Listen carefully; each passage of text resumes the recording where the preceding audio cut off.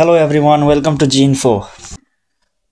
यदि तपाईहरू 16+ हुनुहुन्छ र तपाईसँग नागरिकता छ भने तपाईहरू अब हुने इलेक्सनको लागि इलिजिबल हुनुहुन्छ र तपाईहरूले चाहिँ आफ्नो भोटर आइडी को लागि अनलाइन रजिस्ट्रेसन गर्न सक्नुहुन्छ। आज चाहिँ म यस भिडियोमा अनलाइन रजिस्ट्रेसन कसरी गर्ने भन्ने देखाउन गइरहेको छु।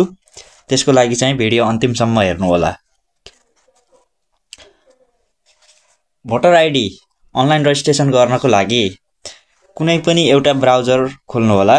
मैले चाहिँ यहाँ माइक्रोसफ्ट एज ब्राउजर खोल्छु। यसरी खोलिसकेपछि apply.vr.election.gov.np इन्टर गर्नु होला। यहाँ देख्न सक्नुहुन्छ, यो चाहिँ इन्टर गर्नु होला। मेरोमा चाहिँ पहिल्यै इन्टर भइसकेकोले मैले एकचोटि चाहिँ रिफ्रेश गर्छु।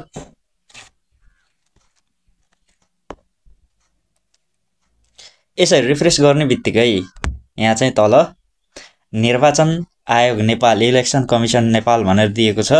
यदि तपाईहरूले नयाँ दर्ता गर्न चाहनुहुन्छ भने माथि रहेको नयाँ दर्तामा क्लिक गर्नु होला। यहाँ नयाँ दर्ता भनेर दिएको छ, देख्न सक्नुहुन्छ। यहाँ नयाँ दर्ता छ भने यहाँ नामावली अद्यावधिक गर्न भनेको छ। यदि तपाईको भोटर आइडीमा कुनै पनि मिस्टेक रहेको छ, ठेगाना अथवा भोटिङ सेन्टर चेन्ज गर्न पर्ने छ भने अद्यावधिकमा जानु होला। मैले चाहिँ यहाँ नयाँ दर्ता प्रक्रिया देखाउन गइरहेको छु। यसको लागि चाहिँ नयाँ दर्ता मतदाता नामावलीमा नयाँ नाम दर्ता गराउनेका लागि मा क्लिक गर्नु होला। यसरी क्लिक गरिसकेपछि यहाँ मोबाइल नम्बर इन्टर गर्नु होला।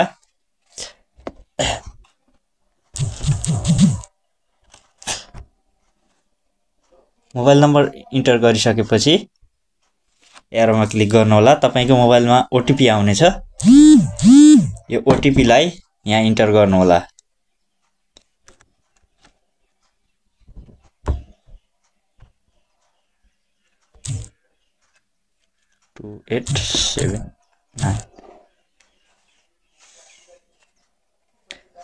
यसरी इन्टर गरिसकेपछि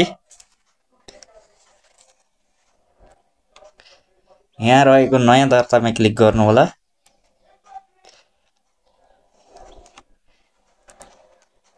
यहाँ आवेदन दिँदाखेरि ध्यान दिनुपर्ने कुराहरू दिएको छ। यहाँ तपाईले चाहिँ राम्रोसँग पढ्नु होला र हालसम्म मेरो नाम मतदाता नामावलीमा समावेश भएको छैन मा क्लिक गरेर चाहिँ सुरु गर्नु होला। यसरी गरिसकेपछि चाहिँ तपाईको व्यक्तिगत विवरणहरू भर्नु होला। जस्तै यहाँ प्रदेश, जिल्ला, गाउँपालिका, नगरपालिका, वडा नम्बर, मतदान स्थलको नाम, यहाँ एस्ट्रिक दिएका जति अनिवार्य रूपमा भर्नु होला।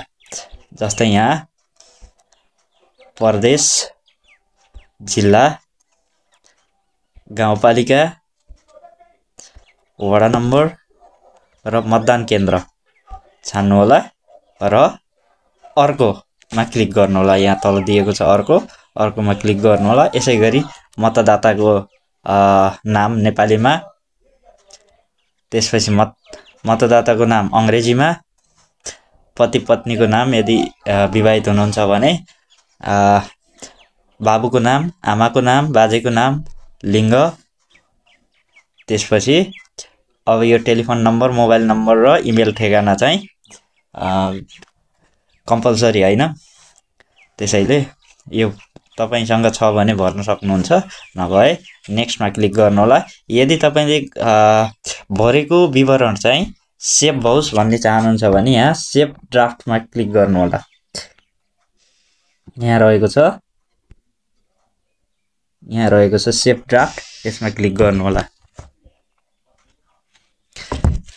त्यसपछि अर्कोमा जानु होला। अर्कोमा नागरिकता विवरण, अपाङ्गता भएको नभएको, अन्य भनेर यहाँ लिस्टहरू दिएको छ। यो लिस्टहरू चाहिँ